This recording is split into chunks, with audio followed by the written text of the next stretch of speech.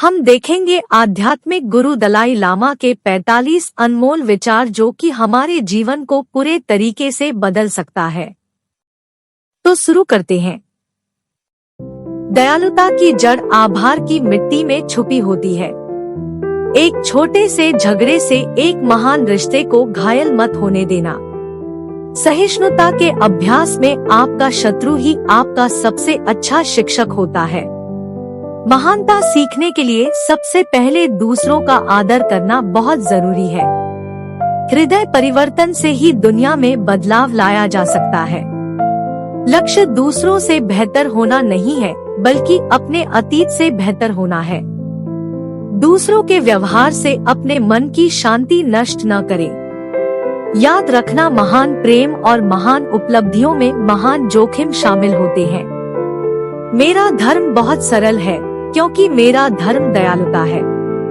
यदि आप ये सोचते हो कि कुछ नया और अलग करने के लिए आप बहुत छोटे हो, तो मच्छर के साथ सोने की कोशिश करें। बुरा समय एक ऐसी तिजोरी होती है जहां से कामयाबी के हथियार मिलते हैं। धर्म का अर्थ प्यार, करुणा, मानवता, दयालुता और इंसानियत को फैलाना है। सच्चा नायक वह है जो अपने क्रोध और घृणा पर विजय प्राप्त करता है। खामोश रहना ही कभी कभी बेहतरीन जवाब होता है। एक अच्छा दोस्त वही होता है जो आपकी झूठी तारीफ करने की बजाय आपकी गलतियों और आपकी कमियों को बताए। जब कभी भी संभव हो नम्र बनिए, और ये हमेशा संभव है।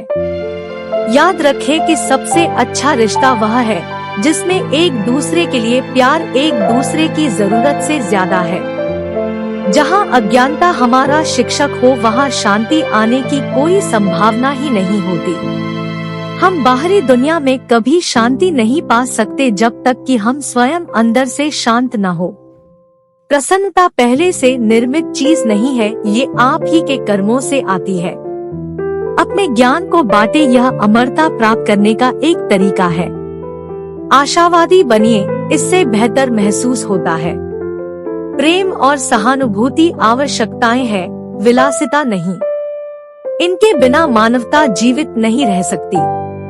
हमारी सहानुभूति को विकसित करना और उसे समझना ही हमारी जिंदगी में खुशियां ला सकता है। खुशी अपने आप नहीं मिलती, यह आपके अपने कर्मों से ही आती है।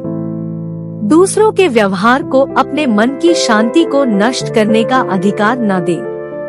एक सच्चा सहानुभूति वाला रवैया तब भी नहीं बदलता जब दूसरे लोग आपको गुस्सा दिलाएं या दुखी करें। खुशी का अंतिम स्रोत पैसा और शक्ति नहीं है, बल्कि सहानुभूति है।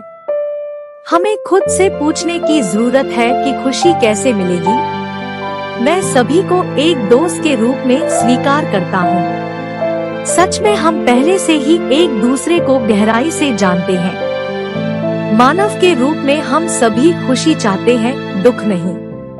मित्रता विश्वास पर निर्भर करती है, धन, शक्ति, शिक्षा या ज्ञान पर नहीं। भरोसा होगा तो ही दोस्ती होगी। हम जो करते हैं उसकी गुणवत्ता हमारी प्रेरणा पर निर्भर करती है। यही वजह है कि हमें यह सीखना होगा कि दयालु मन कैसे बनाएं। दुनिया में किसी भी समस्या को हल करने का सबसे अच्छा तरीका सभी पक्षों के लिए बैठकर बात करना है। क्रोध और घृणा कमजोरी के संकेत है, जबकि करुणा शक्ति का एक निश्चित संकेत है।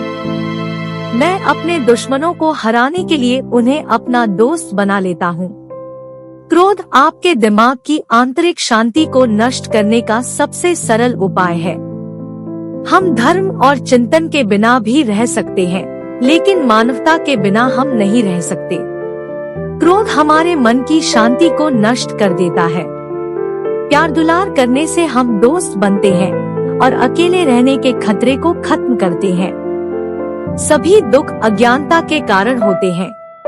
लोग अपनी खुशी या संतुष्टि की स्वार्थी खोज में दूसरों को पीड़ा पहुंचाते हैं। मुझे लगता है कि तकनीक ने वास्तव में मानवीय क्षमता को बढ़ाया है, लेकिन प्रौद्योगिकी करुणा पैदा नहीं कर सकती।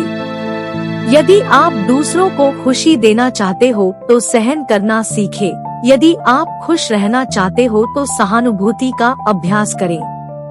अपनी क्षमताओं को जानकर और उनमें यकीन करके ही हम एक बेहतर विश्व में का निर्माण कर सकते हैं। एक अनुशासित मन खुशी की ओर ले जाता है और एक अनुशासनहीन मन दुख की ओर ले जाता है।